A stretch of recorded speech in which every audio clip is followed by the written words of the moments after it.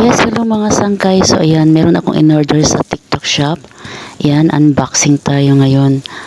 Isa po siyang kawali. Tinatawag nilang no lid non-stick pan. So, in-order ko to sa TikTok kasi meron akong affiliate. TikTok affiliate. Nagma-marketing affiliate ako sa TikTok. So, small affiliate TikTok. Iba man sabi ko ba? Small affiliate marketing lang po. Para magkaroon tayo ng ekstrang kita. Dahil lang sa ekstrang kita na sa commission lang. So, ayan, nabuksan po natin yan. At meron akong makikita dyan isang handle. In-expect ko dyan na merong siya, may takip. Wala pala siyang takip. So, ayan, nakikita nyo yan. Yan, handle po yan ng kawali. Tapos, ayan, buksan natin yan. Yan. Parang dahan-dahan pang binubuksan. So, charan! O, diba? Ano na rin siya, malalim na rin siya. Kasi 3 layers to. Ang sabi high quality naman daw. So, subukan natin yan. Sa murang halaga. Kasi nag-sale sila. Dating 599, naging 183 na lang yata yun. Oo. Tapos ngayon, mas pa siya, bumaba, naging 179 lang. So, ayan po yung handle niya. Diyan ako nalito. Sabi ko, paano ba ito ikakabit? Ayan. Hanap-hanap pa ako ng Ayan, may 2 tornilyo po. Ayan, makikita nyo. Alisin muna natin yung karton. 2 tornilyo. Tapos, wala talaga akong screwdriver. So, kutsilyo na lang.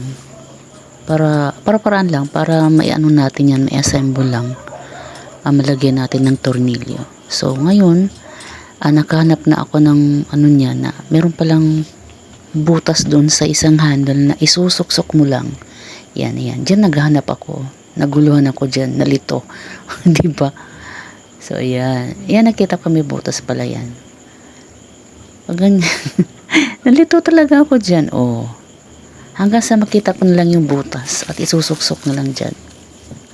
Naghanap-hanap pa ako talaga kung meron pang naiwan na isa pang so ayan natusok na nahanap ko na.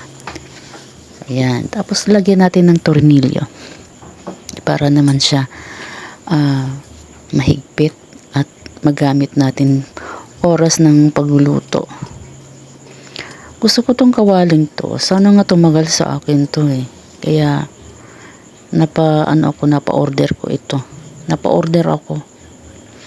Kaysa naman mag-order ako sa iba, edi dito na lang sa aking TikTok affiliate. Kasi meron akong pinaka-shop diyan. Nag-add ako ng mga product, ng mga items. Yun, tapos post naman doon sa TikTok kung sakali may mga gustong mag-order ang ko lang dyan commission. Sila na magpapak, yung may-ari, syempre. Ako commission lang dyan, postings ng video, tapos maganda kung bibili ka ng produkto na pwede mo rin ipakita sa mga viewers. Pero wala ka pang budget, post muna ng mga doon, mga picture. Tapos i-edit, yun, di ba? Nagkwento na ako. Habang inaantay natin na maging siya, tawag dito, mahigpit yung paglagay ng tornilyo. Nahirapan pa ako dyan, Kutsilyo po ang ginamit ko dyan, mga sangkay, kasi wala talaga akong screwdriver. So, para-paraan lang tayo, para ayan mabuo. Para siya, malagay ng tornilyo. So, yun. Baka gusto nyong kung mahilig kayo mag-order dyan, punta lang kayo sa sa TikTok. Maghanap lang kayo. At syempre, dito naman sa aking ipapakita ko rito yung aking TikTok shop. Wow, TikTok shop daw. I-attach ko na lang dito yung picture para makita nyo. O, diba? Ayan, sige, ikot-ikot. Ikutin mo pa, baby. So, ayan. Alam nyo mga sangkay, gabi ngayon, kaya nag-effort talaga ako ito i-edit.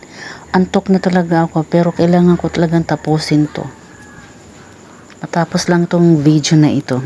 Para, excuse me. Para may share ko sa inyo itong aking kawali. Charan, o diba? Ano na rin siya, malalim. 3 layers siya, ayan. Tsaka, yan, tingnan nyo naman. Mukha naman siya mabigat. Hindi mukha. Mabigat-bigat siya ng sakto lang. So, yan. Thank you for watching mga sangkay. So, yan lang muna may papakita ko. At sa susunod, yan na po ang gagamitin ko sa pagluto. So, ayan. Diba? Ganda niya. Sana tumagal sa akin. Nasa pag-iingat na lang sa paggamit. Thank you. Thank you for watching. Bye. Sige, Melina.